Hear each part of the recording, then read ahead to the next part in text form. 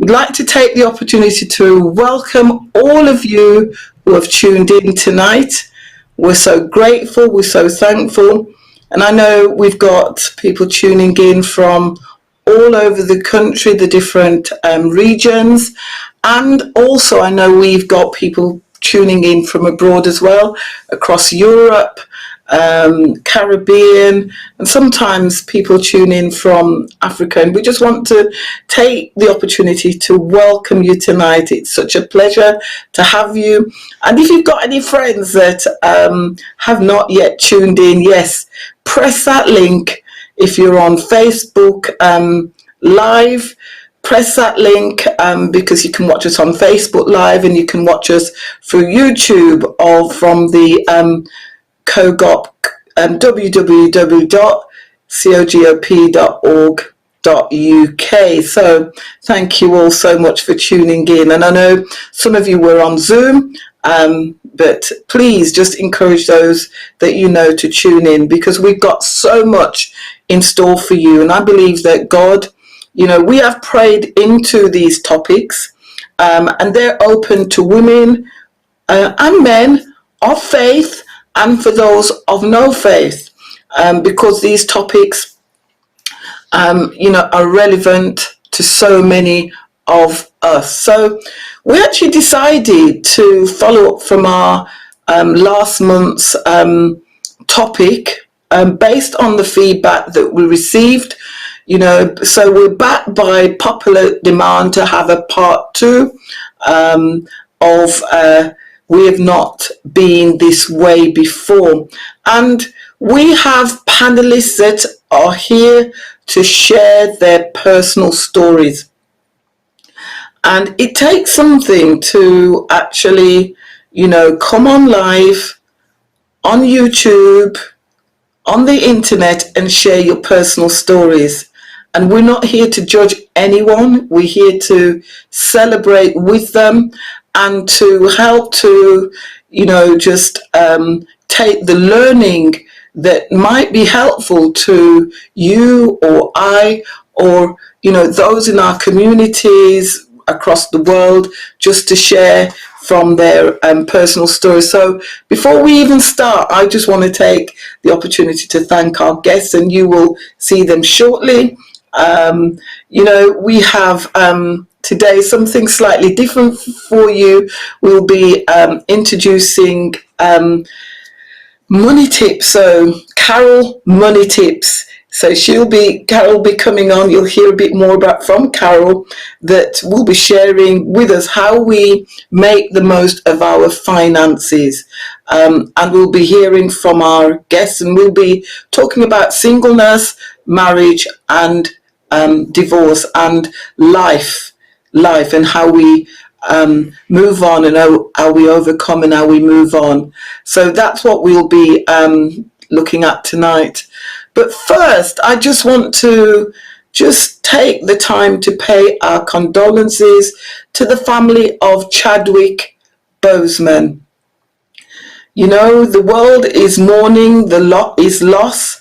He passed away on Friday after a battle with colon cancer.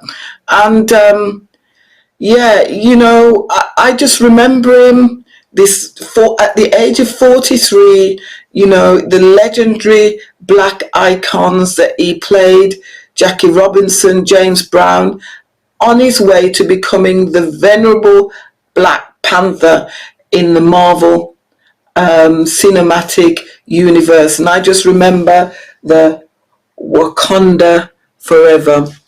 And, you know, Joe Biden, who's running for the electorate in America, the presidential race, he said the true power of Chadwick Boseman was bigger than anything we saw on screen.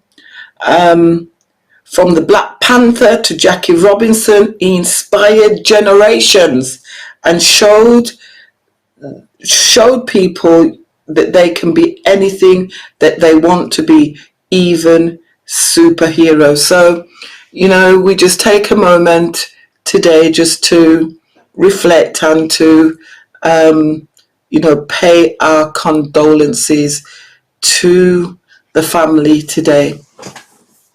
Wakanda forever. And so at this time, I'm just going to hand us over to my co-host. So, I work very closely with Alni Powell.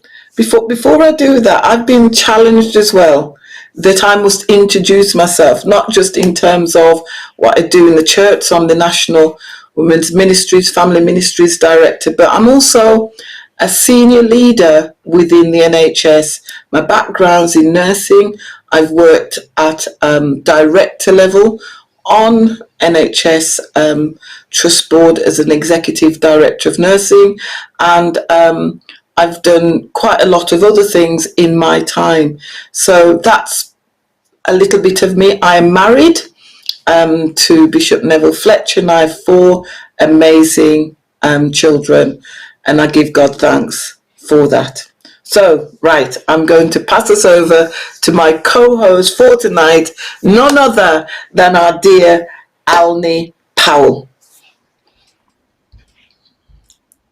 Thank you, Joyce.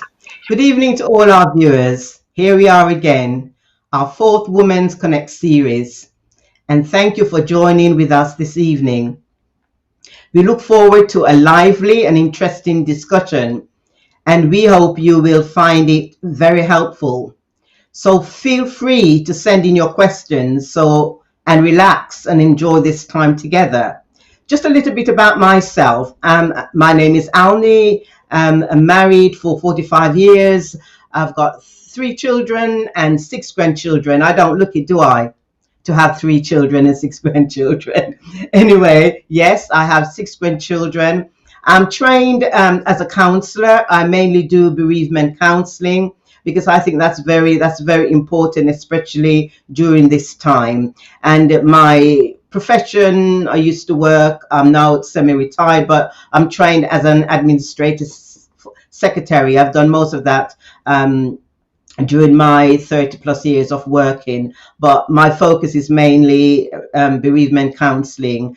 And within the church, I work within the women's ministry. I'm very passionate about women and relationships. So yes, so that's me. So I hand over to Sister Joyce.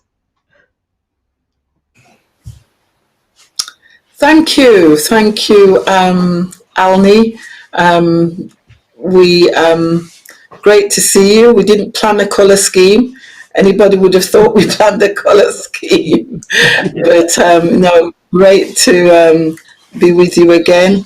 It's we're in a lockdown situation, but God has allowed us to connect with each other, and we just give God thanks.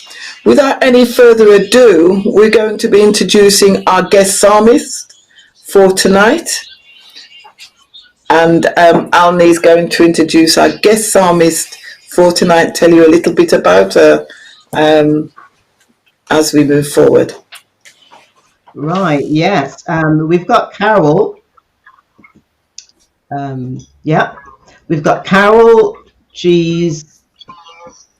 Sorry. Oh dear, sorry for that.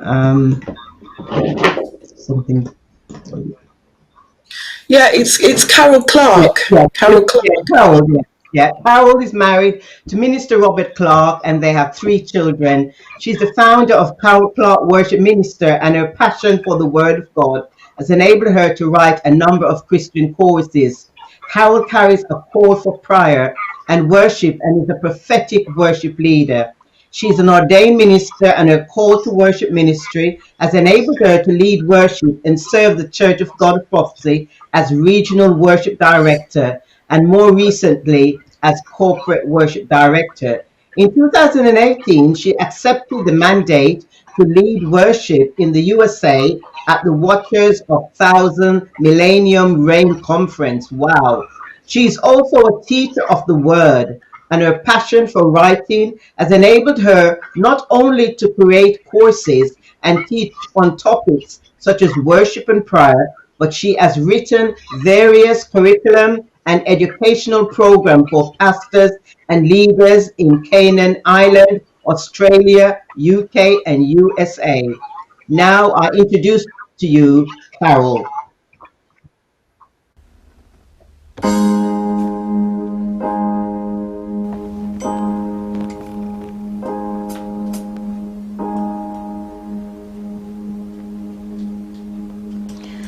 The Lord is my shepherd.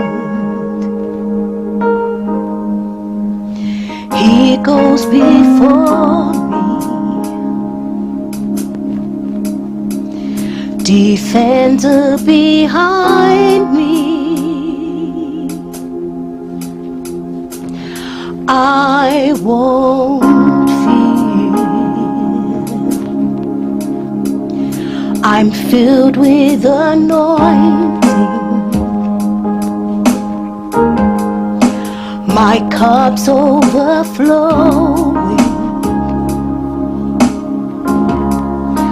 No weapon can harm me. I won't fear.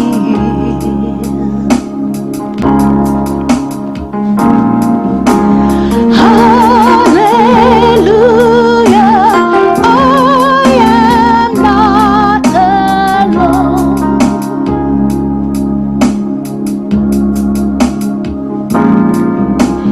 He is my comfort, always holds me close. He always guides me through mountains and valleys. His joy is refreshing, restores my soul. Mercy and goodness gives me assurance that I'll see His glory face to face, and we sing hallelujah, I am not alone.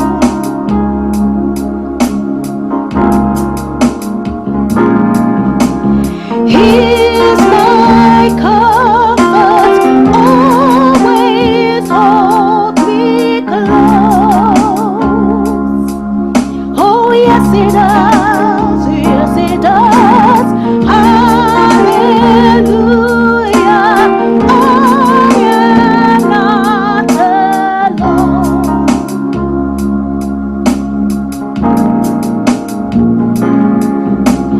He is my comfort, always holds me close.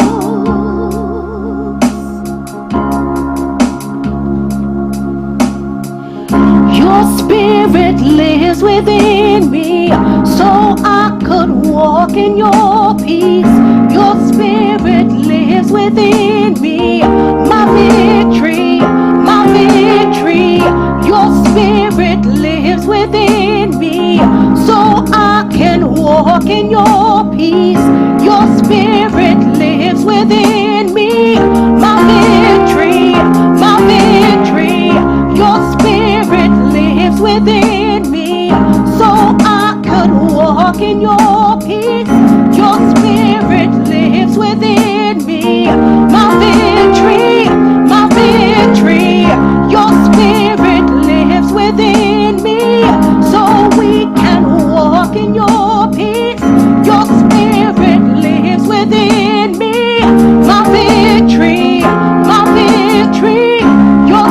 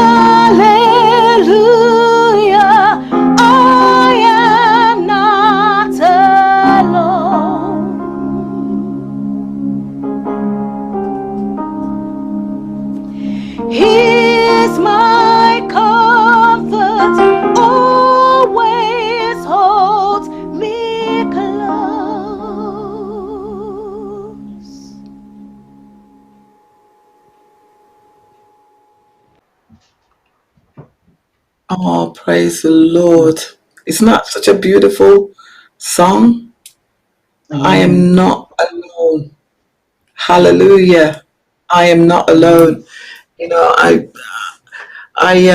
just let you into a little, when these songs come through, we've had some beautiful psalmists, and we just want to thank Minister Carol. But, I have my service at home first, just listening to the songs and just worshiping God. That's just such a beautiful. We're not alone.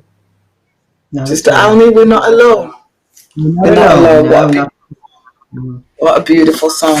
Thank you to Minister Carol for just sharing that song. And it doesn't matter who we are, it doesn't matter who you are, where you are, what you're going through, what the challenges that you're facing, whether you're of faith or no faith, you are Mm. not alone.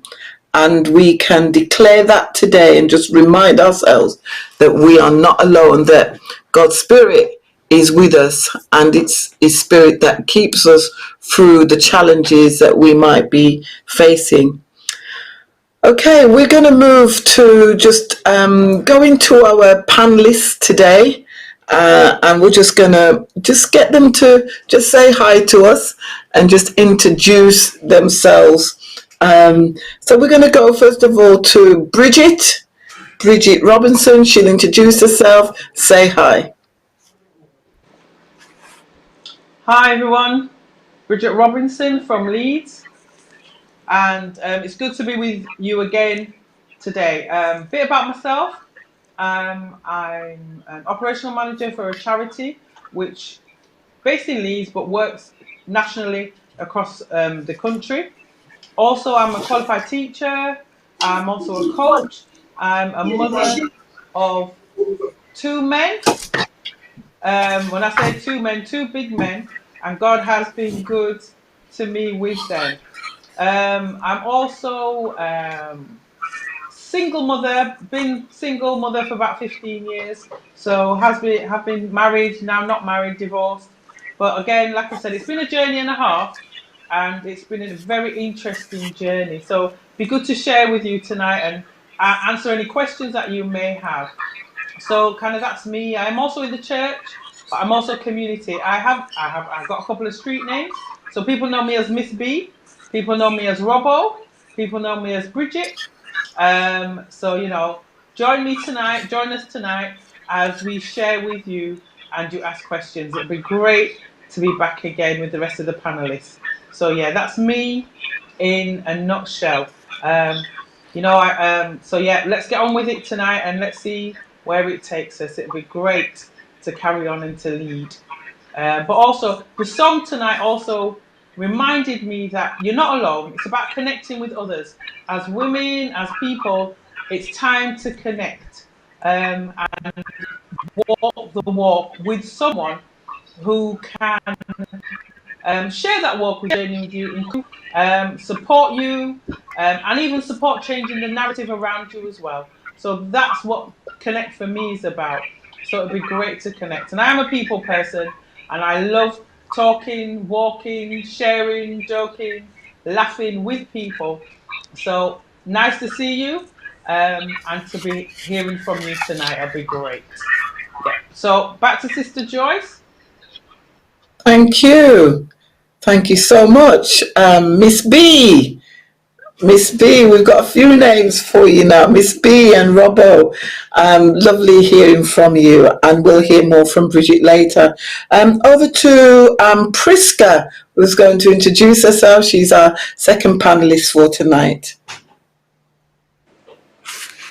Hello, everybody. My name is Prisca Nyamukamwandiambira. I'm a mother of four amazing kids, two boys, 35 years and 19-year-old, two princesses, 30-year-old and 26-year-old. I work with the NHS. I'm in management in central London. And I'm just happy to be here. I'm privileged to be here. And I hope when I share my story, it will help one or two women who are going through the same issues. I'm so happy to connect. Connect is the theme. Connect, connect, connect. Don't live in isolation. Don't be an island unto yourself. Connect with others and connect and connect and connect. Thank you, Sister Joyce. Thank you. Thank you. I think, Aldi, you're going to introduce the next two panelists. Right, we're now going to have Yvonne Kennedy. Over to you, Yvonne. Hi and good evening, everybody. Okay, my name's Yvonne Kennedy. I'm a lecturer of criminology. Recently transitioned from being a probation manager. So it's good to be with you here tonight. I'll be continuing a little from what I said last month. I realise that for all of us, whatever experience we're going through, it's a unique journey that we're on, but it's good to talk, it's good to share, it's good to identify with each other. That uplifts us. And we're hoping that today will be another uplifting session for everyone that's participating and watching for today. I'm also a minister from the Small Heath Church of God of Prophecy, so hopefully they'll keep me on track while I'm on here as well tonight. So God bless you. Thank you, Yvonne. Our next panelist is Carol Cooper. Over to you, Carol. Good evening, everyone. Thank you so much for this opportunity. My name is Carol Cooper. I've been married for 29 years and I have 2 children. My background is I'm a senior finance manager in the NHS. I've been working in finance for about 30 years. I'm a qualified accountant, also a qualified teacher. I love talking with women about issues, and also I'm so glad to have the opportunity today to talk about our personal finance, and I hope, God bless, that people get something from our session and just want to interact with us so that we can be empowered. And it's so important to manage our money. So I thank God again today for this opportunity, and I look forward to speaking to you later. Thank you. Absolutely great.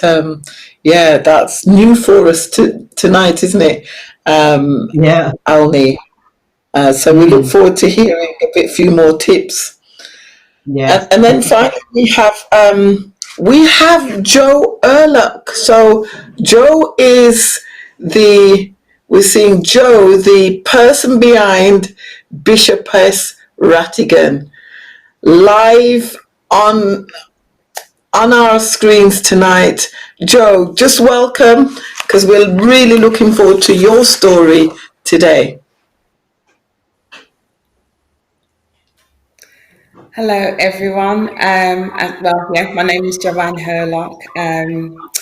By trade, I'm an administrator at my local church, Church of God of Prophecy, Aberdeen Street. I also attend there as well. I currently serve as a worship leader, and I'm looking forward to sharing a part of my journey. I'm a single mom with 4 boys in my eyes, but they are men, and 3 of them have special educational needs, and I'm going to be sharing a little bit of that journey with them. Oh, that's great. Absolutely great. Alni, you're going to introduce Carol to us now. We're going to move right across. Okay, right. Well, Carol will be giving us some money tips, and I'm sure many of us would find this session very, very interesting. With the current situation might have impacted many families and their finances, and Carol is here to give us tips how to budget and work within our budget. So over to you, Carol. Thank you, Alni. So, good evening, everyone, again. As I said, I work within finance, but I do have an interest in money, and I think It's so good to have this opportunity just to share with all you, with the ladies and even the men that are on this session, just to think about our finances. You know, I have a background in senior leadership in the NHS finance, and I deal with millions of pounds on a sort of regular basis. We do reporting on a regular basis. But, you know, we have to think about our personal finances. And, you know, whatever we have, whatever God has given to us, we have to think about how we make the best use of those resources. And this year, 2020, has brought many challenges, challenges that we haven't encountered before. You know, lockdown as a result of the global pandemic has brought challenges for our mental, our physical, and our spiritual well-being. Some of us have been furloughed. Some of us may have lost jobs or may just have had the time to focus on what we are doing with our money. So the importance of financial management is highlighted as we look at ways of managing our money. And we must remember that God is with us in all aspects of our lives, and He wants us to manage the financial resources available to us. So tonight, I just want to share some tips, some things that I have done personally to help with managing money. And I'm sure there are some things that will resonate with yourselves that you're currently doing anyway. And maybe you have tips that you can also offer and share. So first of all, I just want to talk about the basic principles: income and expenditure. These are the two main categories within personal finance. You know, we need to know what money we have coming in, and we need to know what money we spend in order to effectively manage our finances. Most people are paid monthly, or they might be people may be self-employed, some people may receive benefits. So how do you manage what income and expenditure? How do you look at the income and expenditure that you have coming in? Now, I have a very simple method. I've got a book and a pen that I started off with on my personal finance journey. And I write down all my income, all the money that I expect to receive within a period. So I started doing this about 15 years ago. And I'd work out how much money I was getting each month. And then I would work through how much money would need to be spent. Because having two children and a house to run, a family, it's quite important to be able to manage the resources behind running a home. And it progressed from there. I now have a spreadsheet. So what I say to people is, write down what monthly income you have. And you can also write this down for the year. So you might want to do the basics of using a book and a pen, or you might want to do it on a spreadsheet. And even if you're not familiar or comfortable with using a spreadsheet, learn how to use one, because it's really helpful to list all your income and all your expenses for the month. And I also do it for the year. So on the left hand side, I have all my expenses, all my bills that are going out, and I will have my income, and across the top, each month of the year. So it starts in January and ends in December. It doesn't work across the financial year, it works across the calendar year. And that then gets totted up. So I know over the next 12 months, roughly, how much money I will have coming in and how much money I will have going out. And at the bottom, there must be either break even, that means your income must equal your expenditure, or a surplus. That means that you have more money coming in and over the money that you have coming out. If you have a deficit, so that means you have more money going out than the income you have coming in, obviously you have a problem and you need to start thinking about budgeting. Budgeting is so important. It helps you to plan what you do with your money that's coming in, what you do with your money that's going out.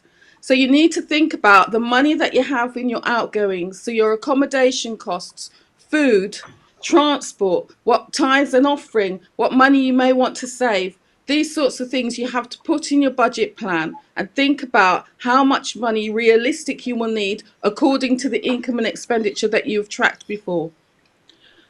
Outgoings must balance within your income. As as our Caribbean relatives and our parents say, don't put your hat higher than your hand can reach. So you've got to make sure that your outgoings must balance within your income. And I know it might sound obvious, But if you don't have the money, you can't spend it. And I think sometimes, I think people think that if you just look at that figure hard enough, that God will multiply the figure that's before you. But at the end of the day, we have to work with what we've got, ladies. So if you add up all those expenses and income, then you've got to think about how you can either reduce your expenses or increase your income. The other thing that a budget planner allows you to do is it allows you to plan for the future. So, for example, what high expenditure would you have in the next 12 months? So, we've got Christmas coming up. You might want to go on holiday in 2021 in summer. You have children, you may have children that need school uniform. What I would say to you, brethren, is say to you, ladies, is look at the amount of time that you have left to reach that goal. So if you're looking at a holiday for the next 12 months, you look at the amount that you need and you divide that by the number of months that you have. So if it's 12 months, you divide it by 12, you put that money aside each month. Christmas is coming up. If it's 4 months, yes, I know, only 4 months time, I think. I haven't got long, but you need to look at how much money you'll need for Christmas, how much money you'll need for buying presents, food, so forth. And then you look at how much you need to save each month to achieve that goal, so that when Christmas comes or when the holiday comes, you're not scrabbling for the money. Don't wait in the holidays for a holiday for 12 months to pass and you then scrabbling for the money. If you want to go on holiday in summer 2021, you must save for it now. So I spoke about the budget and how we need to balance our budgets. So how can we balance our budgets?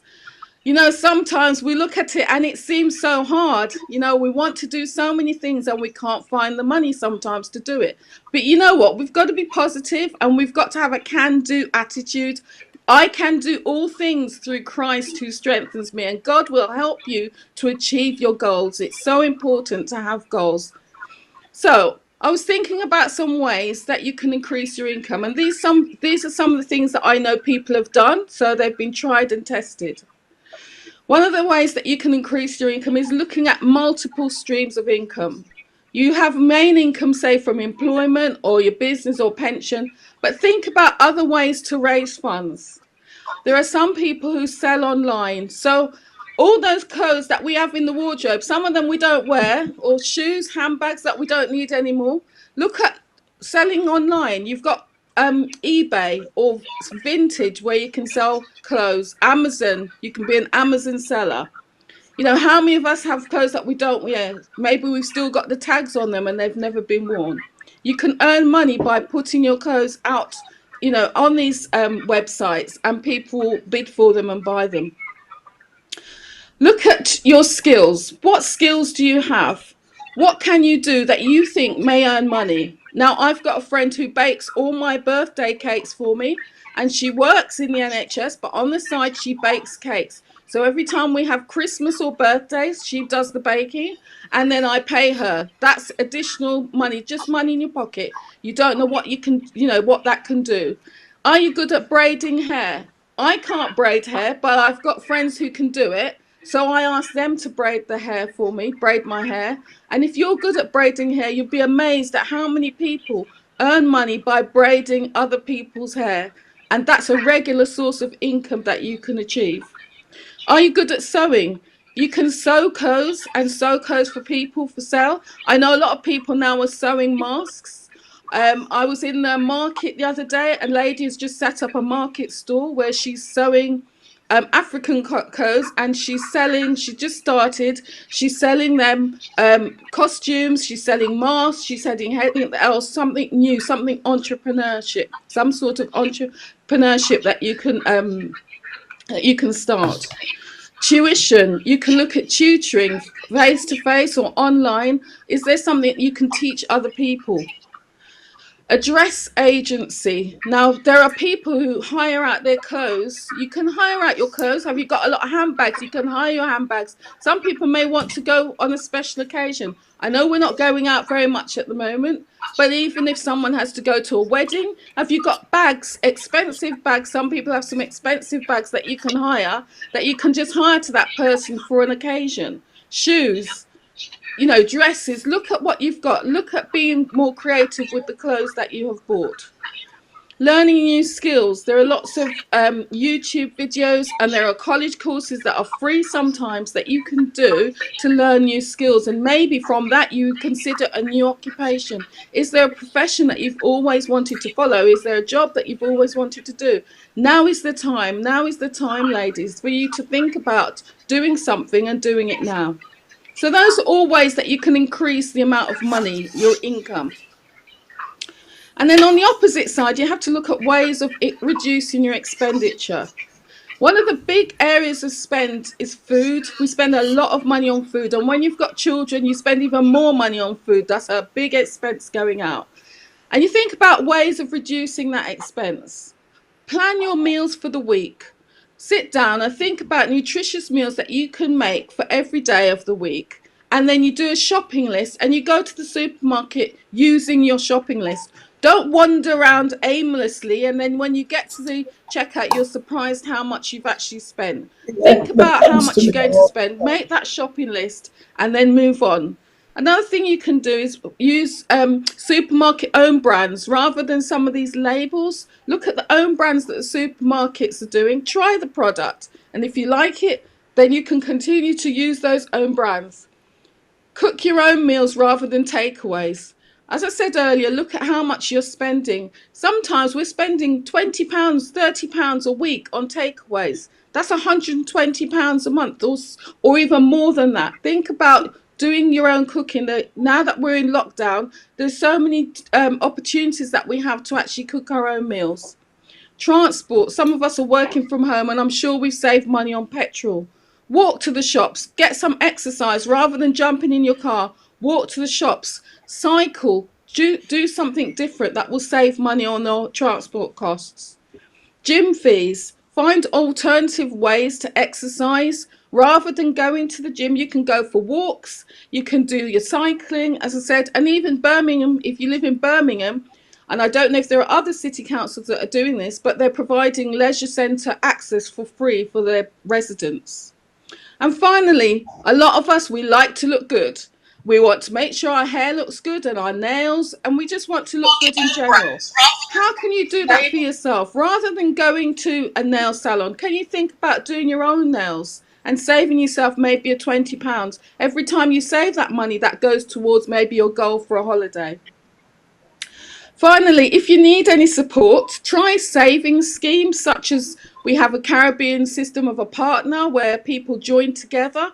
And if you want to know more about that, we can give you details. Also, there are credit unions that you can join, which are not established out. And if you want more details, either ask us or you can look it up online.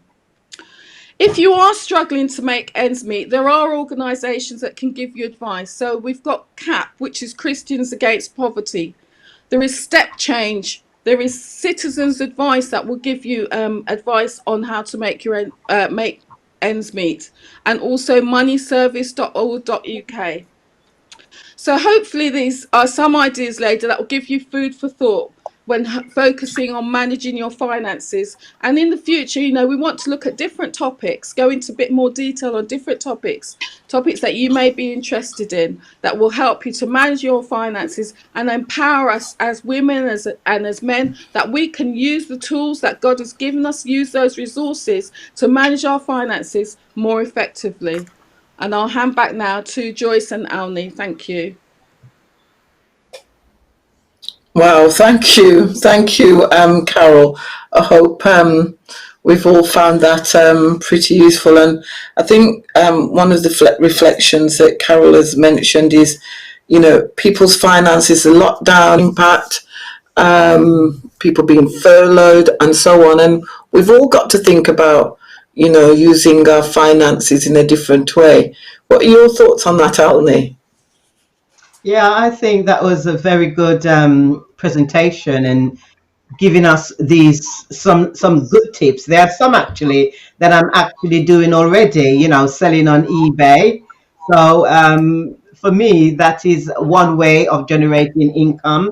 And also even say less takeaway. I never really like to do a lot of takeaways. I prefer home cooking. So yeah, those tips was very, very, very good. Very good tips.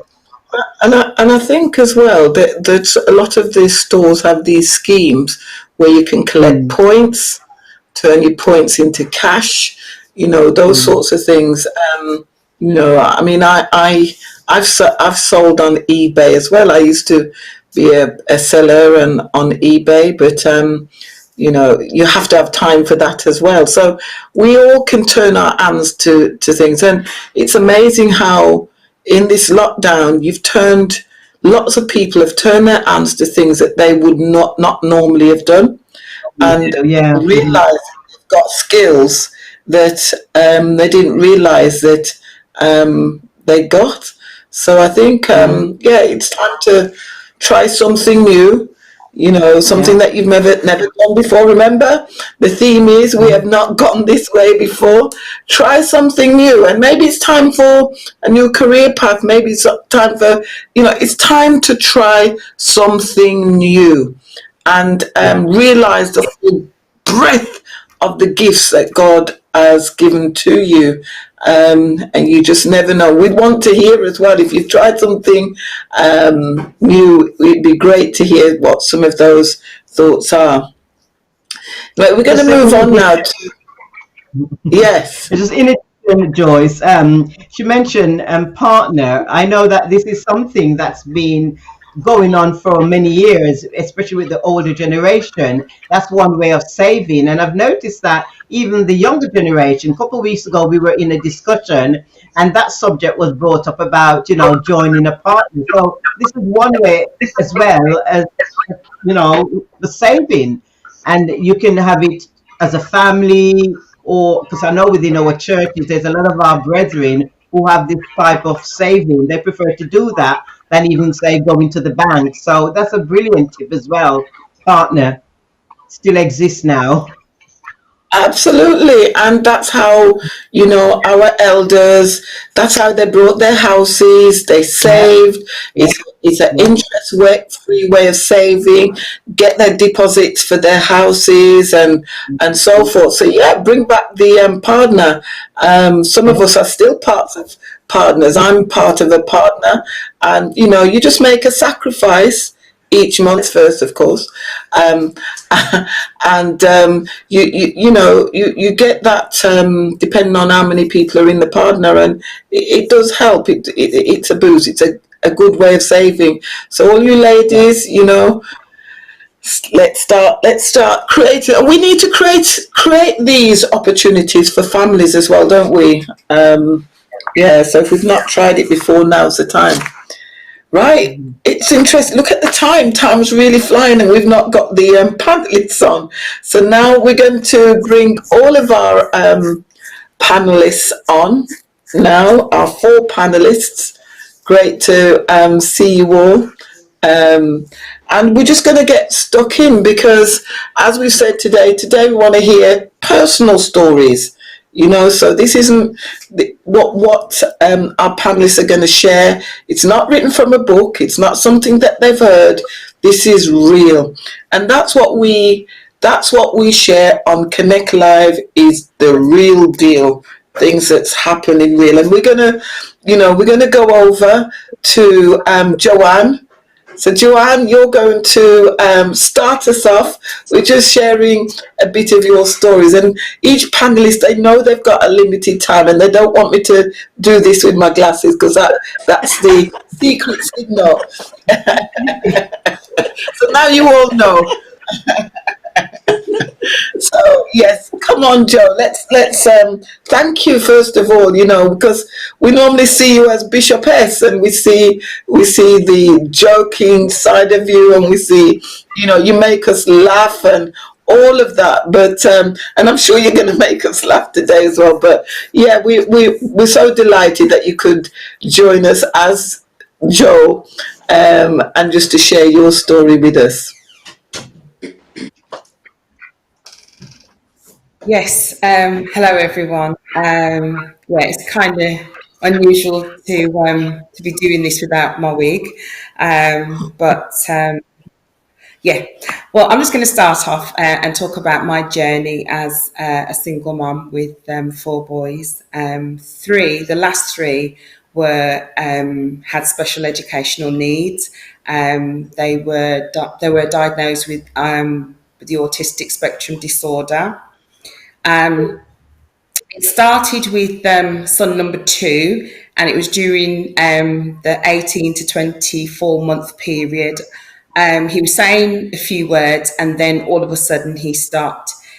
He was attending a nursery, and it was during a visit to the health visitor that I said to her that, he was talking and now he stopped, and the health visitor ignored me. So she told me not to worry about it, and so I left it at that.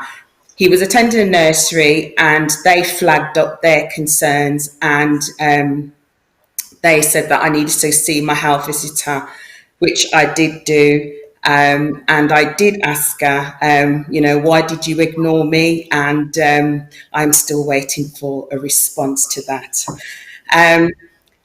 We had an appointment at the CDC, which is the Child Development Centre, and we went there for weeks, and they came up with a diagnosis with autism. As you can imagine, I've never heard of it at that particular point in time, and I didn't know what to do. So, my first response was to cry, and that's what I did. I just cried. Then I dried my tears, and then I started to look up as much information about autism, read a lot, joined support groups, and with all the information that I gathered, and with the help of CDC, I went into battle mode. I thought, right, we're gonna try and get through this. So I went and looked at special schools for my son and realised that it wasn't for him. And so I decided I was going to do mainstream schools. In the nursery, started at nursery school at the age of 3. And by that point, we had a statement through CDC, and working closely with the nursery had a statement. During that time, I had Joshua, because the last 3 are a year apart. I had Joshua, and I thought that he was fine.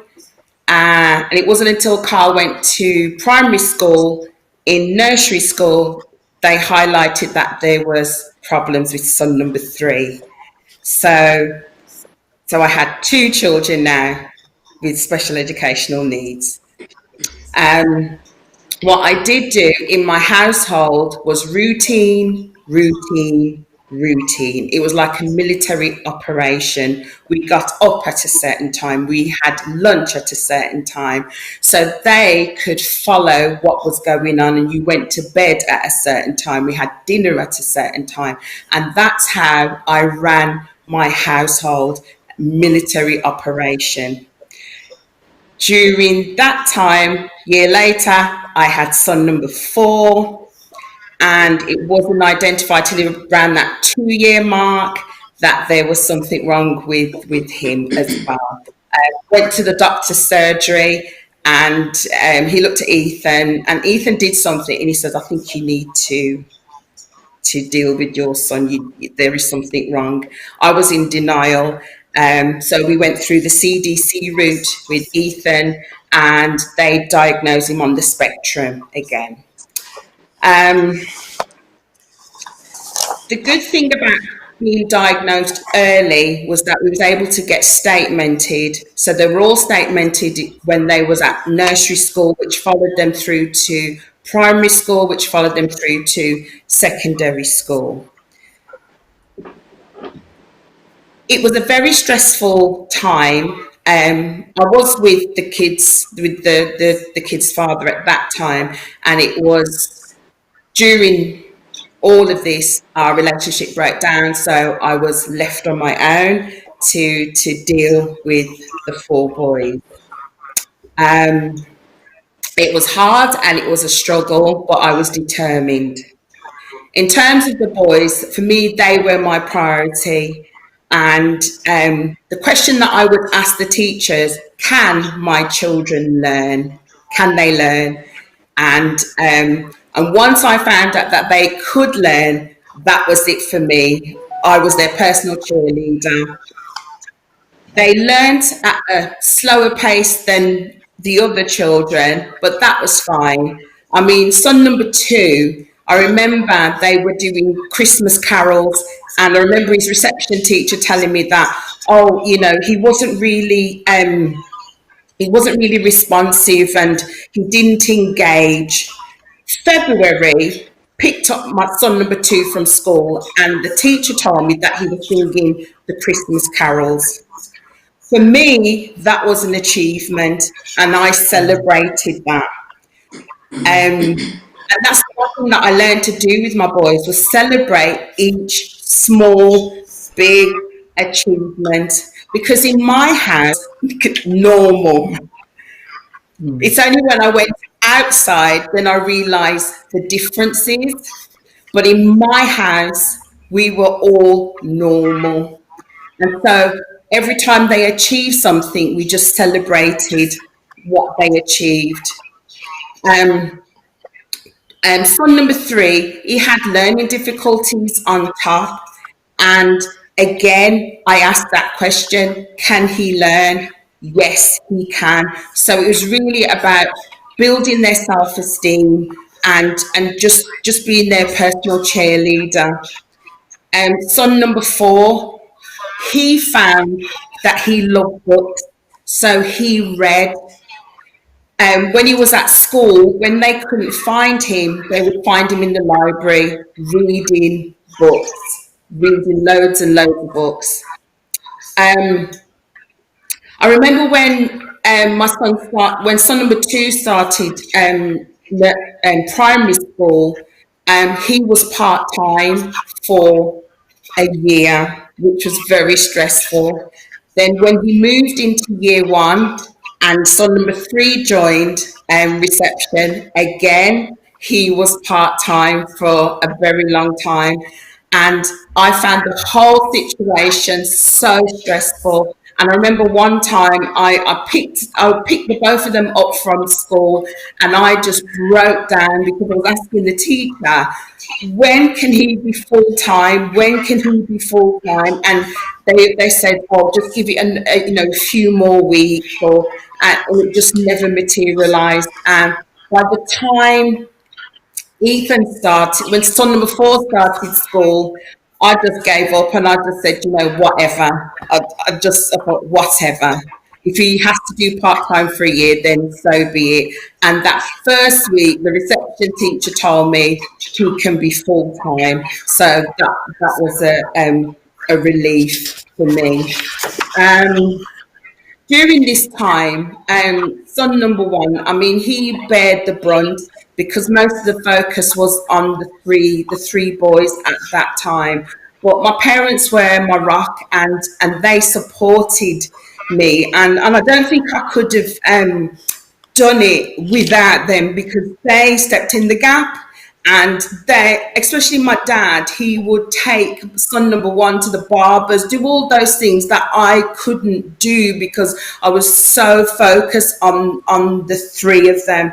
And my parents are no longer here, but it's good to give honour to whom honour is due. And they were my cheerleaders, they were my rock, and they were my support.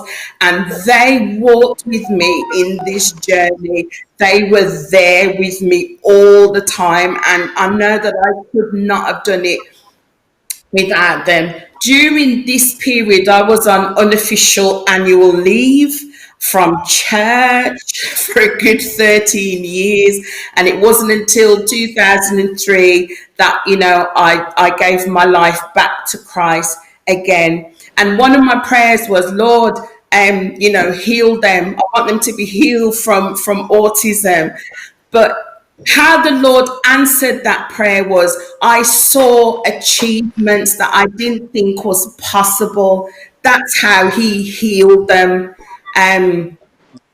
Because I look at them now, son number one, he's married, brilliant husband, brilliant father, and he's given me 3 grandchildren.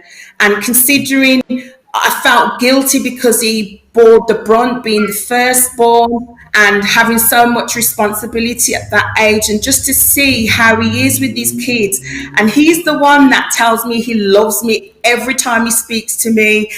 And when every time he speaks to me, he tells me, "I love you, mum. I love you, mum." Even in texts, is "I love you, mum. I love you, mum." And I'm so honoured that he feels that way about me, and because it was a hard upbringing.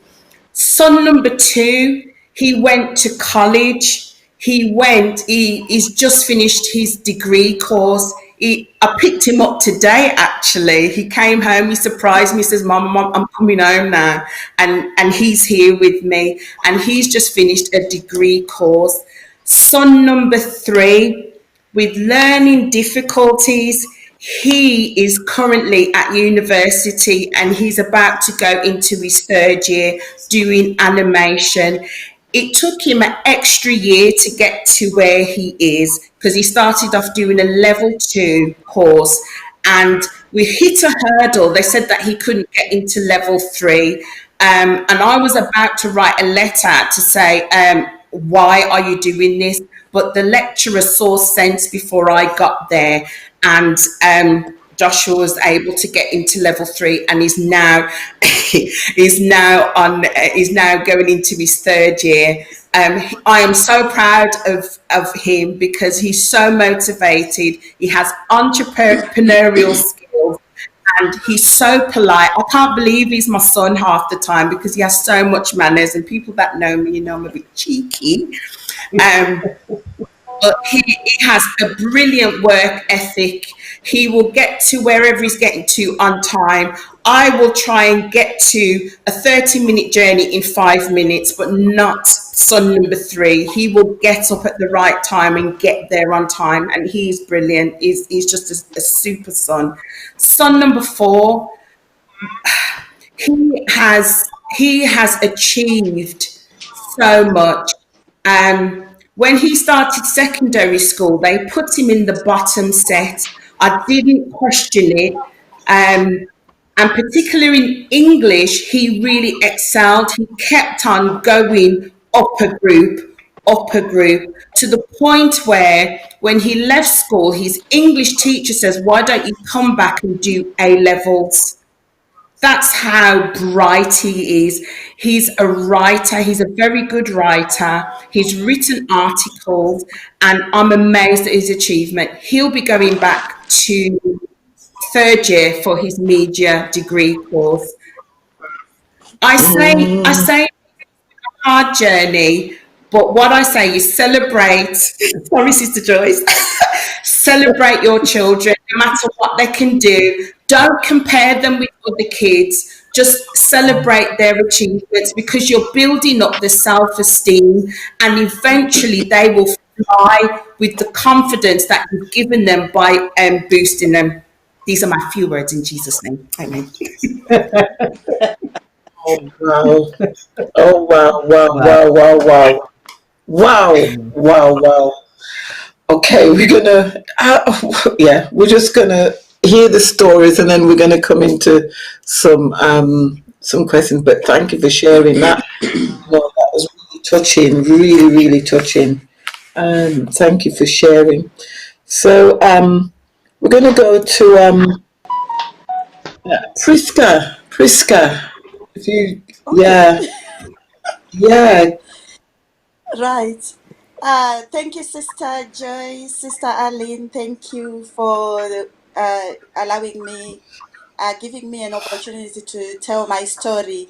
So this is following on to the journey I spoke about last month.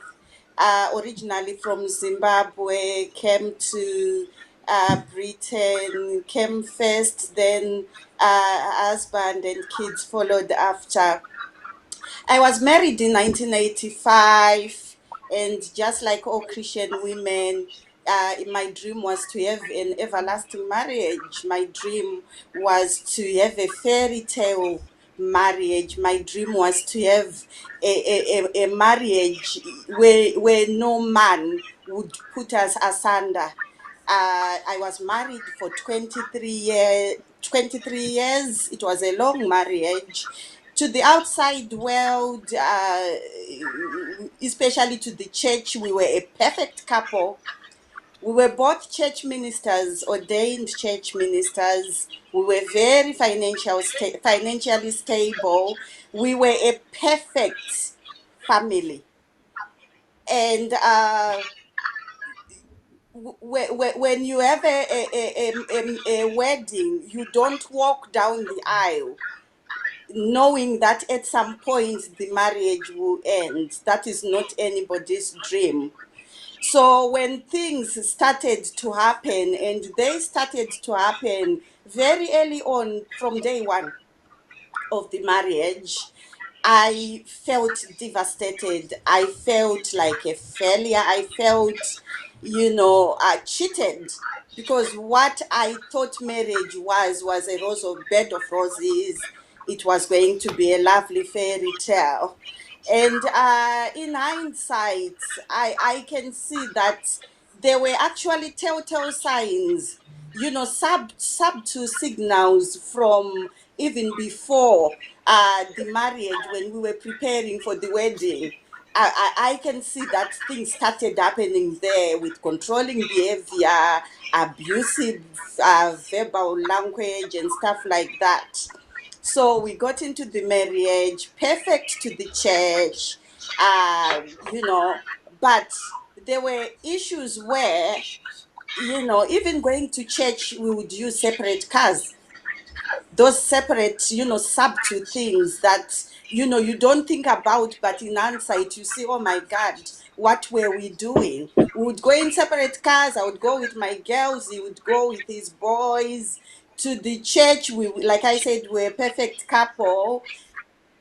Things were happening behind closed doors. I would get bruises, I would get abused physically. And because we wanted to keep up appearances and continue to paint a perfect marriage picture, I never disclosed to anyone. I never disclosed to anyone. I was living a single wife life in a marriage. I learned to live as a single woman even before my marriage broke down.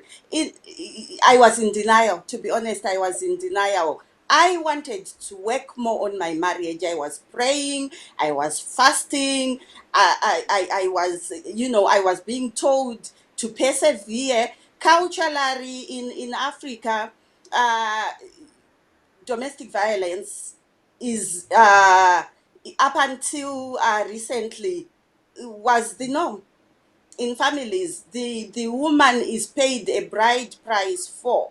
They pay lobola.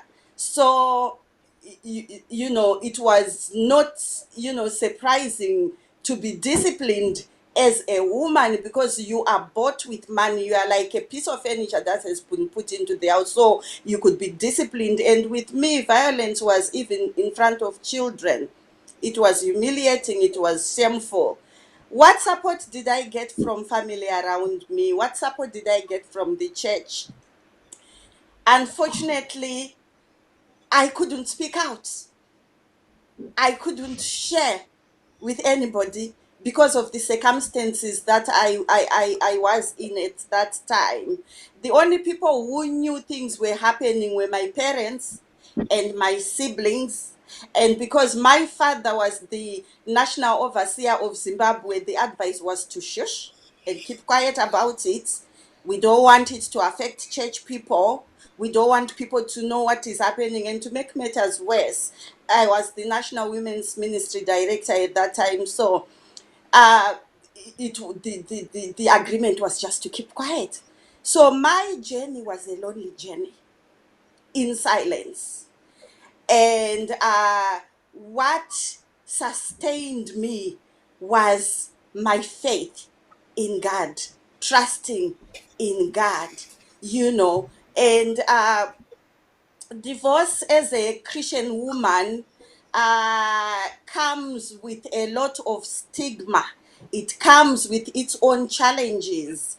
There are issues, to be encountered of doctrine versus reality.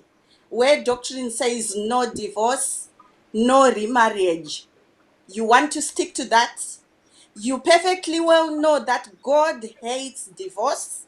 So you endure, you persevere, you stay in, you stay put in a difficult marriage. And I did it for 23 years. The environment was not conducive too, because like I said, the culture, my mom would tell me that is what marriages are all about. Marriages are not easy. But where domestic violence is involved, I persevered. I thought it would stop, because when it happens the first time. You get apologized, you get bought chocolate, you get bought flowers, beautiful flowers, and you think it's finished, and it happens again. It's a cycle. So 23 years later, it has happened. So there's a dilemma between doctrine and reality. A national survey conducted on church leaders by the Hartford Seminary a few years ago in the UK found that 25% of women in ministry and 20% of men in ministry have been divorced at least once. And I am a statistic of that, because I was in ministry and I got divorced. I prayed, I fasted, I tried to save my marriage, but it didn't work. It didn't matter that I was a women's ministry director. It didn't matter that I was an ordained minister. Divorce still happened. So what support did I get from the churches? I said my parents' stance was, keep quiet about it. We do not want to demoralize the church, because divorce can affect the wider church community. So divorce for me as a national overseer's daughter was meant to cause humiliation, shame to the family as well as to the church. So the church was not aware of what I was going through. It was a total secret. Whenever I got bruises, I would just skip church. I would just not attend church. And I became an ardent liar. Christian woman, minister. I had to lie my way out of not going to church. I would either be in uni. At that time, I was doing a degree. I would either say I was in uni. Meanwhile, I'm seated at home with bruises all over. Culturally, if I reported to the police, you are reporting to police who are also abusing their wives. So you are just told to go back home, drop all charges, just get on with it. So it was a difficult, lonely journey for me.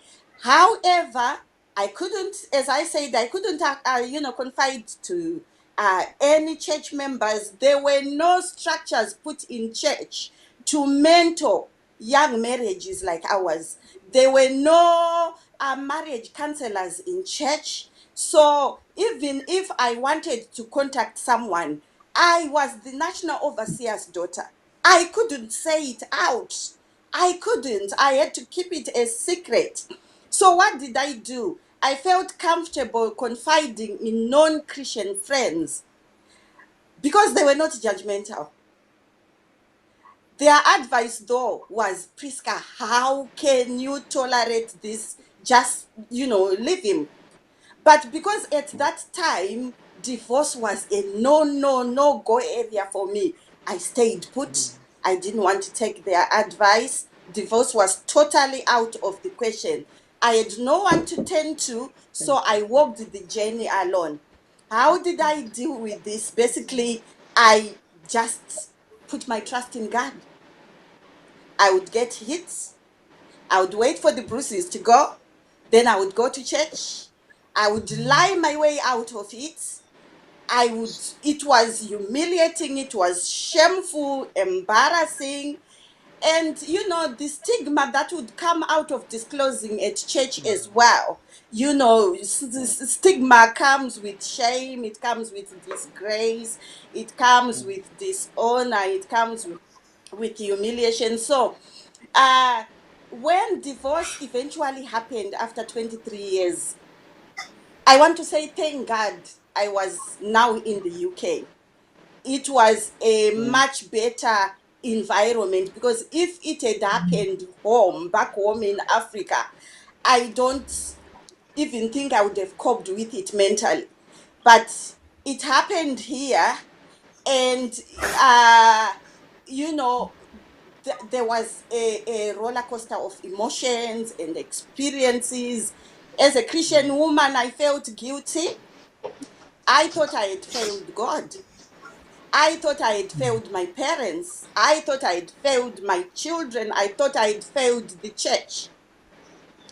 The church in Zimbabwe didn't even know, some of them didn't even know I had divorced. Some of them, most of them got to know about it last month after our Connect series, and yet I had been divorced for 15 years.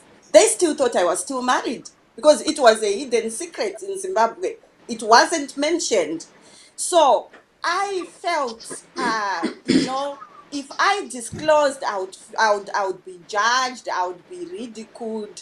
The questions, I still got questions, even here in the UK, questions, you know, on from fellow Christian women on why I didn't try harder, why I didn't stay longer in the marriage. Remember, I stayed in the marriage for 23 years. But the questions still come, why didn't you stay longer? I was being fairly unjudged. Why didn't you pray hard? Did you fast for your marriage?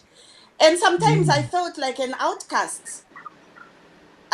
And I sometimes, even now, sometimes I feel I don't fit in, because you don't fit in with the single people. You don't fit in with married couples. So in church, you really don't fit in, and you are being, you know, eternally condemned to hell because you have failed God. That's how I feel anyway. And remarriage is condemned as adultery anyway. We know the Bible. So there's been rejection, and there's been ruthlessness, mostly from fellow Christian women. I have endured subtle, discreet nastiness, especially from insecure women. You become an instant threat, you become a suspect, and because of that, you learn to be extra careful in how you associate with people. You become extra careful in how you even you just want to preserve your dignity. So it's not been an easy journey as a Christian woman. It came with, you know, with stigma, and some of it never ever goes. It stays with you. Thank God I've got very supportive children. I've been tried to be a good role model to my children. I brewed a bride last year, despite the fact that she grew up seeing domestic violence, but I brewed a bride. That's an achievement. I've tried to show a positive, you know, aspect Yeah, of marriage to all my children, and yeah, yeah, it's been a success story. Look at me. I've crossed that bridge. Yeah. I'm confident in myself. Divorce has brought something good. It has brought. I'm not selling divorce here. I'm not trying to make a hero out of divorce. I'm only telling my story. Divorce in the end, where I wanted a perfect marriage, where I wanted, you know, a long lasting marriage, that is not what I was destined for. I learned to really yes, assess and review what I wanted. I wanted peace, and at the Yes. end of the yes, day, it brought Mm. peace. It Mm. brought confidence. It brought restoration, and it brought renewal. Now I'm at peace with myself, and I'm at Mm. peace with everyone. And I Yeah. am, that has given me more strength and faith to journey on in my Christian journey. Thank you, Mm. Sister Thank Joyce. you. Thank you Wow. so much for Mm. sharing your story. And Mm. this is the thing. This because your story is your story, and we're not here Yes, to judge anyone. To listen to your not at all. story and to acknowledge how you feel and how you have felt. But I do think I must say this that no one, the church or this message must be very clear that we would never advocate anyone, whether you're a woman or a man, to stay in any relationship where you are being Abuse. psychologically, physically, emotionally abused. We will never advocate that at all. Mm. And I know you may have done that in your journey, and maybe there have been cultural and family pressures, but we absolutely categorically Mm. would advocate zero tolerance for anyone because it's safeguarding, and we would expect we would not never advocate that Yeah. as a church or even as a community, and we Mm. would want to be. But thank you for sharing your journey, and you're still on that journey. You're still on that journey, and thank you, Prisca. And Thank you. we've got a question for you afterwards around, how you've overcome those challenges. But we'll come back to you afterwards. I think. I think we should move to Yvonne and just hear a little bit from Yvonne. So Yvonne's going to share with us some of her journey, her personal story as well. Thank you, Yvonne. Thank you, Joyce. Yeah, it's just a bit of a continuation, just putting a bit more detail on to what I spoke about last month, really, which was my journey, which is a road that I hadn't travelled before, which was just caring for my father and being the uh, primary carer in initially. Well, I still am, but initially taking on a lot of my dad's care needs and circumstances, managing that and being present there for him. I think what I acknowledged is that really, while my siblings were there, there was kind of like an unspoken expectation that me being the only single sibling and possibly living the nearest, then automatically quite a lot of that responsibility fell on me. It wasn't as if my siblings didn't want to know anything; they just thought, let Yvonne carry on. She's okay. She can manage most things, which is a common perception that people tend to have about me anyway. Yvonne can cope. So I guess in a way as well, I I accepted that and just carried on with what I needed to do for my dad. There were some quite difficult times because in the space of 2 months, dad would have probably been into hospital 4 or 5 times. Um, and that actually included staying in for a few weeks as well. So it was quite difficult. Decisions being the one that's in A&E with him, or the first port of call, the next of kin. Then there were some, I guess, conversations and decisions that were taking place that it was kind of difficult. Even just me being there and managing that conversation initially, I would always be able to make a call back to family later, but being there, it was kind of pressurizing. Attached to that really was also the other plates that I was juggling. We all juggle different plates and stuff like that. So for me, it was about changes in my work environment as well, and my responsibilities. My responsibilities grew. Um, I was managing a number of teams now in various areas of the West Midlands. So I was often out of my home area, travelling away and so forth. So when I got calls, it could get quite difficult, because even my brother, who's like the next to take up the mantle, really was also working away. So I would always get the call. I was the first port of call for even the carers that were probably coming in the day, or the one that was resident with dad for a few hours in the day. And so at times, you know, you had to drop things. Sometimes I couldn't. So I was grateful. God bless other friends and family that stepped in that occasion. But working away, also ministering as well at various different places. You're managing that.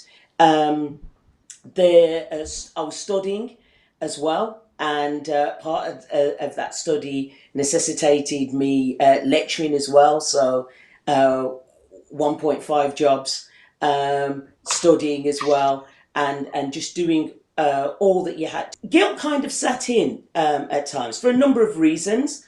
Mum set quite a very high standard of maintaining the home, looking after dad. So it was trying to keep up with that as well, and also not being able to be at services that, as a minister, people expected me to be at.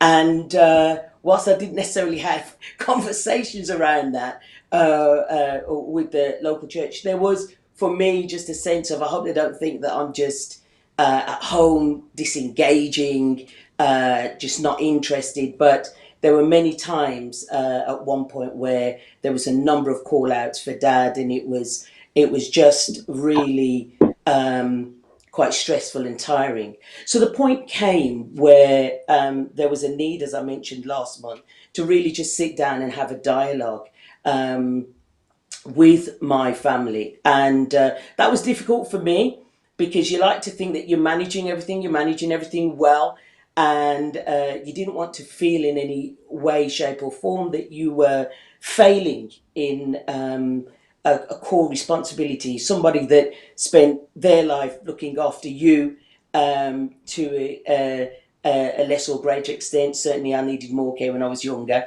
but they now rely on you, and you're unable to deliver.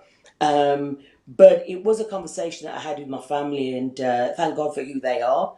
They were, ready and waiting. They were just kind of like, whatever you need us to do, just ask. And so a part of that was really just being clear, coming to them, being clear, but dealing with me as well, and my emotion, my expectations around my own performance in what I'm meant to be doing, dealing with that, managing that whole emotionally, mentally. And at the time, I wasn't even considering any health issues that I necessarily was dealing with. There was a couple of things that I really could have made a phone call to the GP and gone and had an appointment, but it was just, I haven't got time for that. So I left things like that aside. But speaking with my family was a great relief, and they were there to help and support in that way. And so for me, it was really an area of development for me, just acknowledging limitations, acknowledging impact, speaking up appropriately, sourcing as well. We know within our community, independence is very much celebrated and promoted. So feeling that you need to go to the council or any other resource that is there, you don't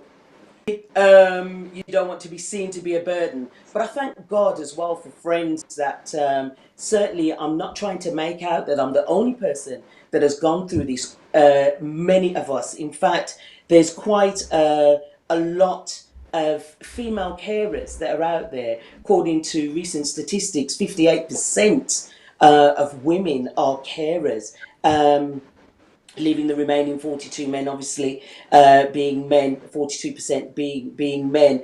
And it's a case of 1.3 million people provide 50 hours of care. I want to thank God that we did have carers that were helping, and God bless them in all that they have done and are still doing. It's believed that 8.8 million adults are carers. So I'm certainly not trying to make out as though it's only me that's gone through it. But sometimes, on occasion, you can feel lonely. And it's good to know that there are so many other people there. A number of my friends that, you know, I'm really close with, they were also caring for their parents as well. And it was a great fact that they would share with me, and there was nothing that they wouldn't share, you know, because they wanted for me and my family to do what we could, and what we can do for our dad. So they would share their experiences as well, and so that was a great help. There were people that I called on, I hadn't spoken to for years, but because of the work that they do, I knew that they could help me, and they were so willing to do that, and that was really helpful for me as well. And I think that it was just appreciating that many things that we deal with is multifaceted, and therefore, on that basis alone, we cannot manage all of it ourselves. And it's good just to acknowledge that. It's good to speak at the right time, have the appropriate conversations, because there will be some difficult that you now take on, you know. I thank God, you know, for occasions when I could also just laugh at myself. How are you feeling right? Just in a whole panic of knowing what to do. And afterwards, I mean, Dad was very gracious about it, bless him. He has got a sense of humour, thank God. But, you know, afterwards, it's just good sometimes to be able to share that with friends, laugh at your own vulnerabilities, and move on. So I think really for me, it's been a real learning curve, and it's about sort of understanding personal intelligence as well, understanding me in a different capacity, in a different way, and it really helped me to grow. I think that's as much as can be said for now. Thank you. I think you're on mute, Sister Joyce. Wow. Yeah, sorry about that. Yeah, that personal dilemma of being, you know, how much you give, you don't give. It's sometimes it's really difficult, isn't it? But thank you for sharing. I am, you know, really conscious of time, and we've not started the dialogue, so I'm going to go straight over to Bridget. Bridget, you've got 10 minutes max. I'm watching the time, and we must have that dialogue. And I'm gonna bring our media roommate person in, and we're just gonna have the dialogue in the last 20 minutes. So, Bridget, over to you. Thank you. I think for me, listening tonight from the women on the panel, Prisca, Yvonne, Joanne, my synopsis from last month, I talked a lot about self-changing the narrative. And what's come over heavily and strongly with me is the shadows and reflections of everything that these women have gone through, that I've been through. And I think for me, what tonight for me is in terms of my synopsis was the fact that I wasn't taking care of myself. In all of what was going on around me, I focused on my children. There was a point where my mum was ill before she passed. I focused on my mum. I'd get out of bed and go to work because it was something to focus on. And I focused on, you know, other things apart from myself. And I think the journey not being this way before is also about the point you take a breath and you exhale. And in that in exhaling, you have to let things go. And I think Bridget struggled to let things go because I never spoke about things. It's difficult for me, and I'm actually quite emotional at the moment, to talk about those things that sat deep, but I had to keep going. And I think as women, we keep going. And there's a level of myself and my friends, my friend Heather, we talk about the weathering, where it wears you, and it wears you out. But somebody stopped me in my tracks and said, "Come on, Bridget, you look like you're walking as a woman who's been abused or a woman who's under depression." And I had to take a breath, and that impacted on my boys as well. There was a time where I do what I needed to do in the house, and my boys said to me, "Mum, we knew something was wrong because you do what you have to do, and then you go and just lie down in your bedroom." And I think there comes a point where we have to come to a self-realization: what do I need? Who do I need? And where do I go to get that level of support?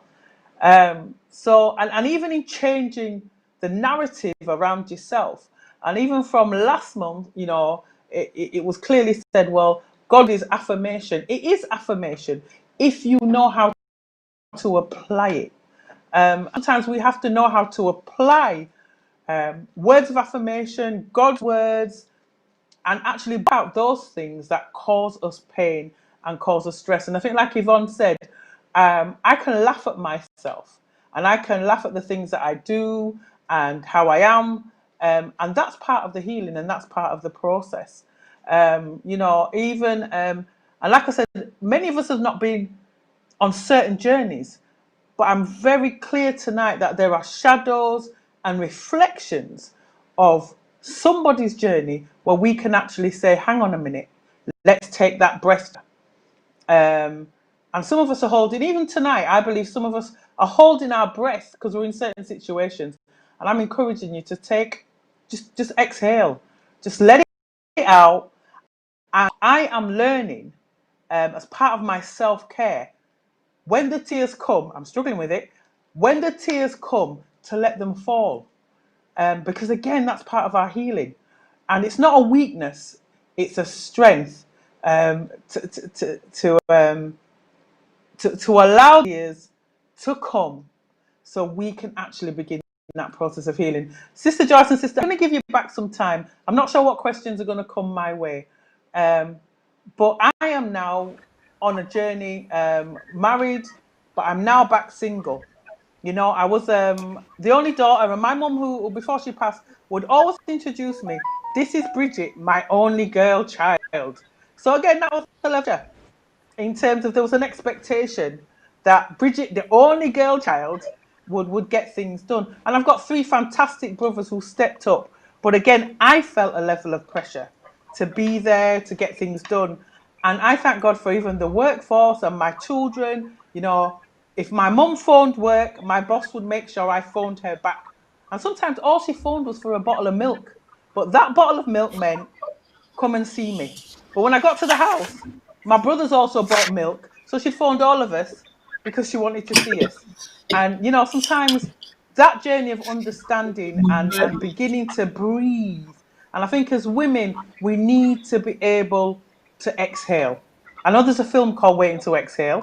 I'm not necessarily saying we go down that road, but some of us need to begin, single mothers, we need to breathe, and I'm acknowledging all my friends, my brothers, my parents, all of them, who've walked with me and who are still walking with me, who encouraged me to get my membership to go to the spa.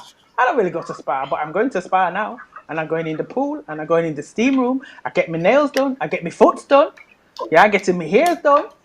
I even got the kind of little lipstick tonight. Come on, Bridget. Come on, lady. It's time to take up the next level. 2020. Sister Joyce, back to you. Oh, thank you, Bridget. Thank you. Bridget, you're spot on.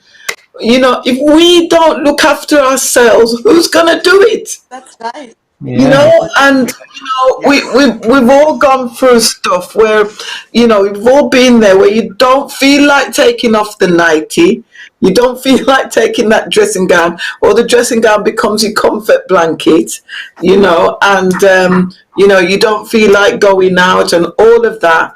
But I think what I'm hearing from you, Bridget, tonight, and from all of us. It's time to do that exhale, breathe it out, let it go. And, I remember you, Bridget, at the retreat, you talked about a pressure praise.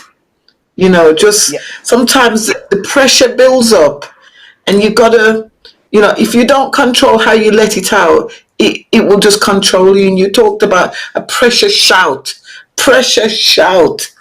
and I know some people say these women, they go to retreat and them all them do them just bawl, and so forth. But I'm telling you, that pressure shout is just something that just we need to do as women, whether you're married, whether you're single, whether in a divorce position, we all have those pressure points. And if anybody tells me that you don't get pressure points, I don't even believe you, because you're not living in a real world if that's the case. And everything that glitters is always gold. So, you look, as you said, Sister Prisca, you're looking and you're thinking, oh, they look all right, them good, everything going through. That's why we must pray for our leaders, and pray, we should be praying and supporting and putting those support mechanisms around. So, I think there's been some pertinent and crucial things that have been said, and I just, before we get into the discussion, I'm going to ask Shamara to join us, who's been monitoring the social media as well. But two things I need to say. One, safeguarding adults and safeguarding children. Whatever we do, if we have any concerns around adult safeguarding, vulnerable adults, whether they be elderly or adults, safeguarding children.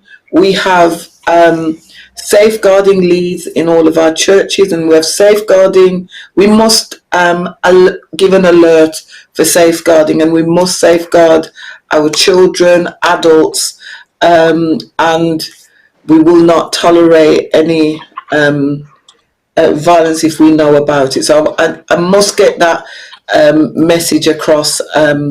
No expectation, and we don't relationship, whether you're married, whether you're not married, whether you're young and you've met someone and you're in a relationship and they begin to abuse you emotionally, physically, zero tolerance.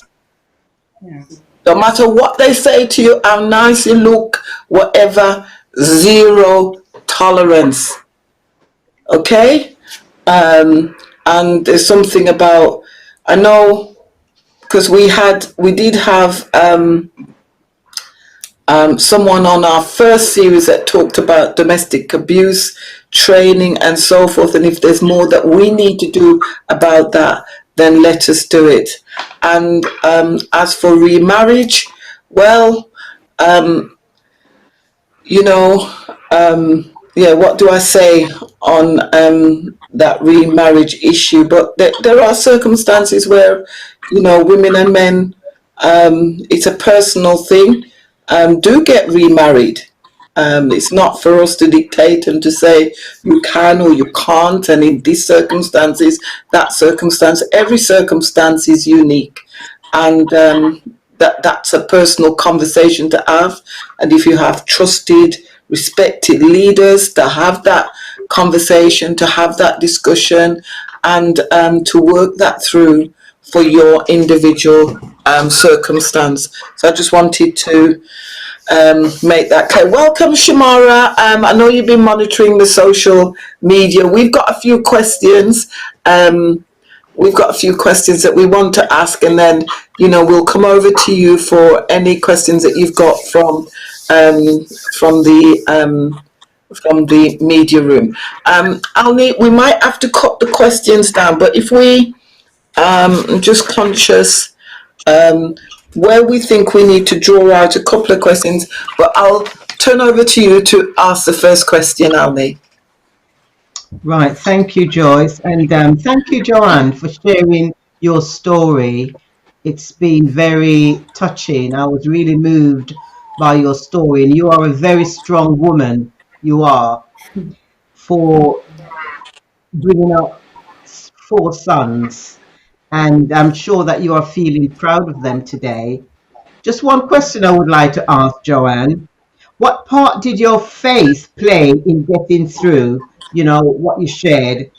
And what advice would you give to parents with children with autism or learning disability? What part did Um, your faith play in getting through? well, it wasn't until 2003 that I became saved, but during the unauthorized annual leave, I did see the hand of God um, working through my life. I remember a point where, I had son number 4. My relationship was in tatters, and I remember I was holding son number 4 in my arms, and I was looking out the window, and I just looked up to the sky, and my heart was just saying, what am I going to do? Because I felt as though I was going to have a nervous breakdown. I really did. And I just heard Jesus be a fence all around me every day. Lord, I want you to protect me as I travel along life's way. Lord, I know you can. Lord, I know you will fight my battles if I just keep still. Be a fence all around me every day. And that song kept me in my sinful state until I got saved. So I always saw the hand of God, and my mum and my dad were praying people, and they prayed and covered me and stood in the gap until I saw sense. Advice to parents is to, as I said, celebrate the small steps, and don't compare your child to another child. Don't do that, because you're setting yourself up to fail, and it'll just make you miserable and the child miserable. So celebrate everything that they do, because what you're doing is building up their self-esteem, and then it will make them fearless, and it will make them feel that they can do anything. Independent young men and young women, disabilities or not, they can achieve. I really do believe that each child can achieve whatever they want to put their mind to, and that's what you're there to do, to help them along that way. So yeah, that's what I would say. And the schools, support them at school. Be a nuisance in the sweetest possible way. Make sure that the teachers know you. Attend as much activities at school if it's possible, or get people to come and take your place if you're unable to, but make sure that you're a visible presence at school. Thank you, John. Celebrate and also get involved with the school. And thank you very much again for sharing your story. Over to you, Joyce. Thank you. Next question's to Yvonne. People are carers, and 58% of those people are women, and 42% are men, and 1.3 million people provide over 50 hours of care per week. And just thinking about our communities, um, we're speaking to people that may be of faith in church, but we're speaking to people of no faith as well who may be watching. But, what advice would you, if you had to give like 2 or 3 pieces of advice to carers, what would you say? I know you said one, which was get help. But is there anything that you would advise that you would give to people out there? Yeah, most definitely. I think it's important that we, in terms of getting help, it's involve those that are there to help you. So speak to your local council. They're there to assess both your needs and the need of the person that is needing the care, and that's really, really important. And get a community of support around you as well. People that will encourage you, support you, laugh with you, um, cry with you if needs be, but certainly laugh and encourage you and engage with you. I think Bridget said it superbly. It is a matter that you have to ensure that your own health is a primary concern for you as well. If you're unwell, it limits what you can do for someone else, and I just feel that that's a real key issue. Really, just understanding that we're not Wonder Thank Women, you. and Yes. God also knows our limitation and our circumstances. So we must work within that and not be scared to work within that. Yeah. Can really relate to that Wonder Woman and superhero business, because we do think that we are, and that's when we break down, because we're not reaching out for help. But some of our elder parents don't want help, even when you say, the help is available. That's, I don't know, that can be one of the challenges as well.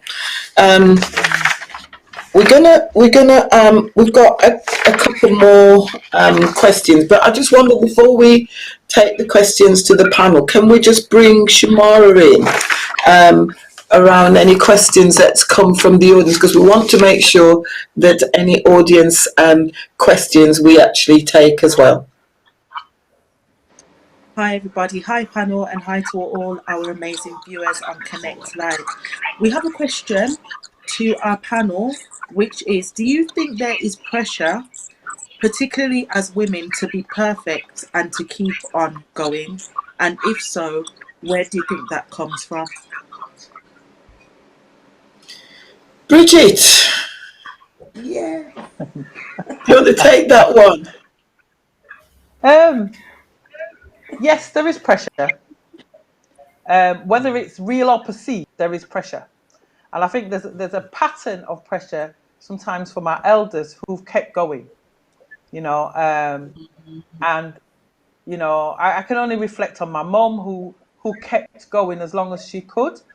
When she retired, she then became a childminder to look after children. So she went and educated herself. So she didn't actually retire. She just went into another level of work and kept going. And I think as women, and I will sit here and say, particularly as black women, it seems to be ingrained in us that we should be able to do everything and be everywhere for everyone. And if we're not, then I can only look at myself and say there's a level of imposed guilt that I'm not able to. And sometimes that then is borne out by the narrative around you. Oh, Sister Bridget, there was my mum had to go into a home for rehabilitation in terms of getting to learn to walk again. But what I heard was Bridget put her mum in a home. How can she do that to her mother? She put her mother in, and I'm like, no, that wasn't the story. But then there's levels of guilt when you do things if you can't keep your parents at home, if you're not able to look after the house, and there were times when I didn't invite anybody to my house because in my head it didn't look the way my mum's house looked. I would say to my mom, how do you keep your fridge so full? How come there's only you one and every shelf is full? And I couldn't That's do right. that. And so there's levels of trying to heal. And like I said before, when I became real with myself, it was like, this is Bridget. Love it or don't love me. Yeah. This is how it is. You know what I mean? If you come to the house and I got to put the shoes upstairs, I'm putting the shoes upstairs, because everything can't be the way that this perfect world expects us to be, especially, and I will say again, especially as black women, the legacy that we have is to keep Yeah. going, is to make sure Yes. everything's all right, and that's where that pressure Yes. shouts come. You know, back the women, and I can only recall those women back in slavery days in the field. You know, sometimes they made a sound because they couldn't allow the slave masters to know they were having a baby, because that baby would have been taken away. So it wasn't, you know, the labor we can have today, but there was a sound. And sometimes as women, we need to Internalizing. exhale, yeah, and make that sound. So yeah, don't be perfect. Your perfect isn't my perfect. Absolutely. Yeah, your perfect isn't my perfect. So go out and buy the clothes you don't have to iron, so you don't have to have, you know, put them on. You know what I mean? Don't overstress yourself. Put them on. You know, get the £10 meals and put them in the oven if you're tired of cooking. Don't if you're not a gardener, don't be out there potting around in the garden, because that's not what you do. You know what I mean? I don't do gardens. My children don't do garden. I've got a gardener, so my garden looks good. My sister Bridget, your garden looks good. Yes, it does. Yes, thank you. Yes, it does. You know, sometimes do not put that additional pressure on yourself to be who you Yeah. are not. You know, the one time I tried to grow an aloe plant, it died. So I know I'm not no green finger person. So let me get somebody in who's green finger. So yeah, that yes, we do have a perception that we need to be perfect, and it's not real. Shamara, you look fantastic tonight, but that's Yes. not that's not, and I'm not taking away from that, but that's not Bridget. If I put all of that, my hands, my clothes, because I know myself, I touch my face, I can't do all of that, but I look perfect for Bridget. Yeah, does that make sense? I Yes, look Steve. Yeah. perfect for me, not for anybody else, for me. I hope that's answered A strength. somewhat. Yeah. Lovely. Thank you. Thank you. Any more? I'm conscious of time, and any more questions? Just one more question, audience question, and then we're going to wrap up. We've got one more. Everybody shared their story this evening, and the question is: do you think that your story or what your experience that you went through was necessary for your ministry and Ooh. to reach others? Whoa. Mm. I'm not answering that one. Wow. Okay. Mm. Well, I'm I think I'll say a bit about it. I think yeah. it's necessary. In the first place, talking about divorce is not easy. Talking about domestic violence is not easy. But coming out to talk about it, you want to reach out to other people. So that's ministry. You want to reach out. You want for someone to know they are not on their own, and they are not the only ones suffering from whatever is happening. It happened to other women, and they've overcome it. So it is helpful to myself and to other people that I can easily support, because I've got the experience, I've been there. Now I can talk and support other women in similar situations. So it's ministry. Thank you. Let's go. Um, thank you for sharing that. Last word, Yvonne, you were going to say something quickly? Yeah, I think Sister Prisca has said it in so much as it is, as it's part of our life, it Yeah, informs our ministry, it aids our ministry, it yeah, enables us in some way to minister out of that, to connect with others as well that's right. through that.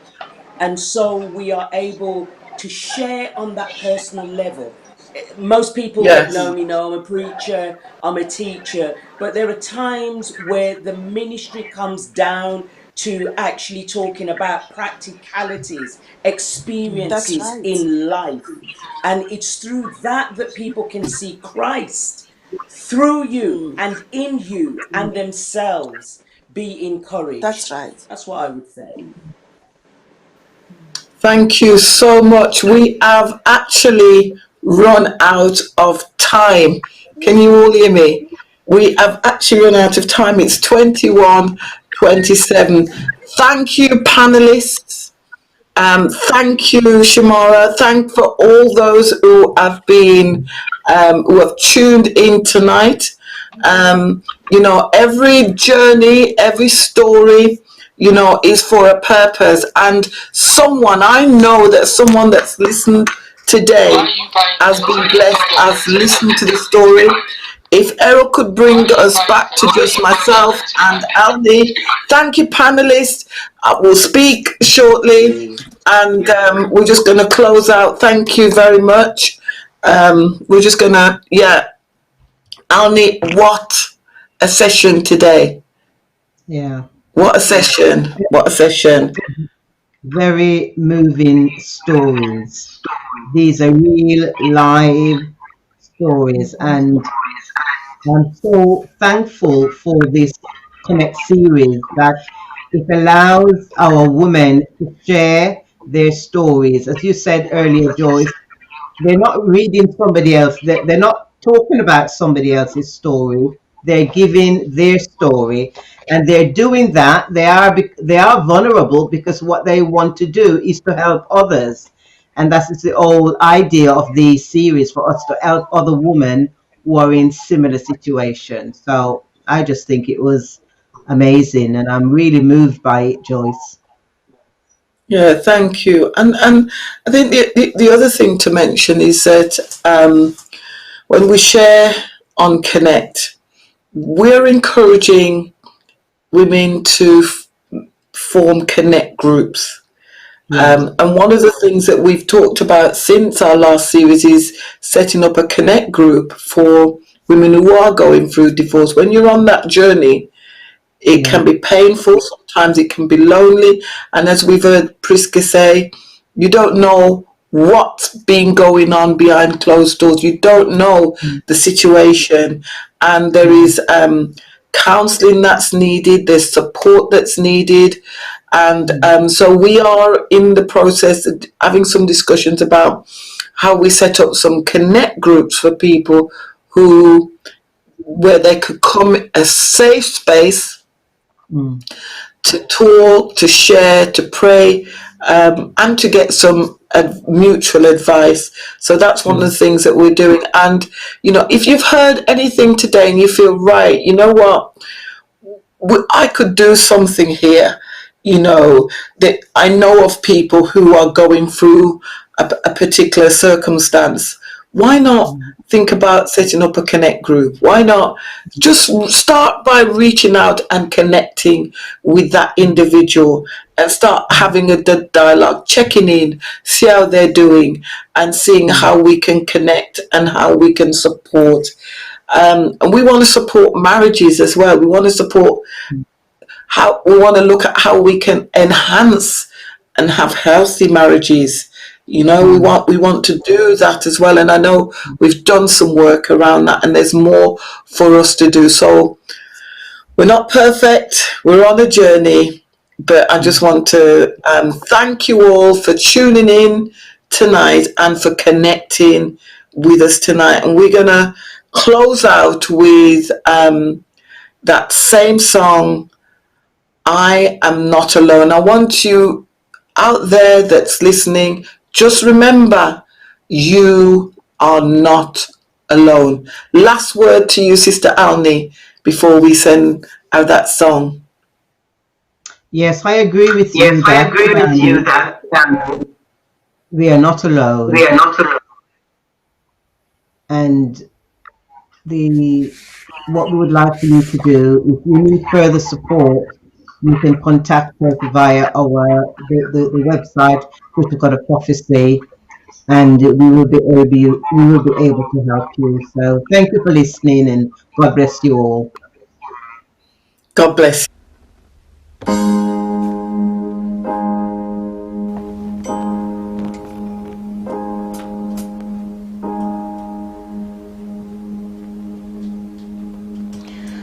The Lord is my shepherd. He goes before me,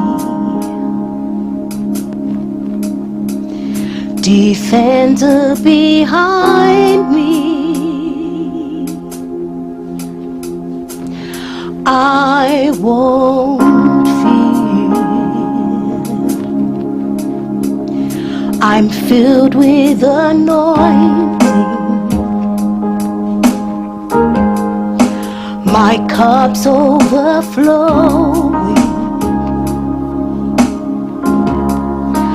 No weapon can harm me.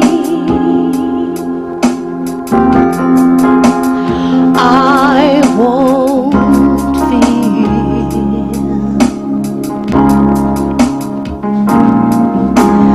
Hallelujah, I am not alone.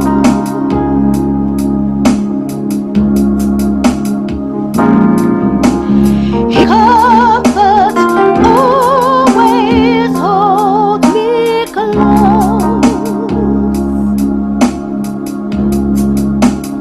He always guides me through mountains and valleys. His joy is refreshing, restores my soul. Mercy and goodness gives me assurance that I'll see His glory face to face. And we sing hallelujah, I am not alone.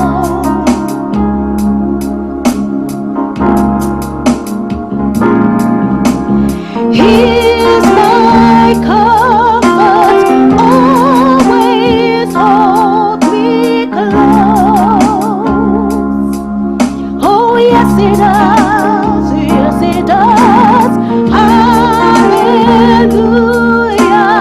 I am not alone.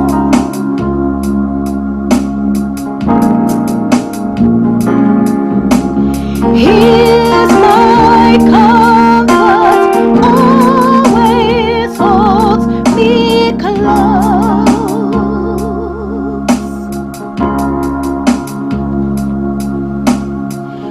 Your spirit lives within me, so I could walk in your peace. Your spirit lives within